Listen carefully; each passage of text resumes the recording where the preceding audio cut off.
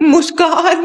Doctor साहब मेरे लौंडे ने मुस्कान के चक्कर में जहर खा लिया। मुस्कान? मुस्कान सिर्फ डॉक्टर साहब की है। डॉक्टर मुस्कान मेरी है, मैं उसे सिर पे बिठा लूंगा। इतनी भारी बिठा लेगा सिर पर? तो मैं प्लास्टिक की दिलवाती हूँ।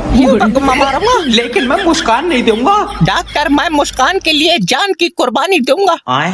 तू देगा जान की कुर्बानी? बात तो सही है। मैं लंगड़ा आदमी हूँ, मेरी कबूल नहीं होगी। ले चालाक बनने। हाँ लेकिन मैं मोहब्बत करता हूँ। मोहब्बत? हाँ। मोहब्बत खून मांगती है डॉक्टर। कोई बात नहीं है, मैं बोतल चढ़वा दूंगा उसके। हमले बोतल का नहीं, असली वाला। अच्छा पागलो, आपस में लड़ रहा है, मुस्कान से तो पूछ लियो। हाँ।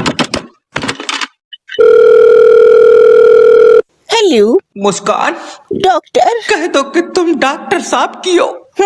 ये पर्ची पढ़ लेंगे इफ्तिखार भाई की दुकान पे, जिसकी निकलेगी मैं उसकी हूँ।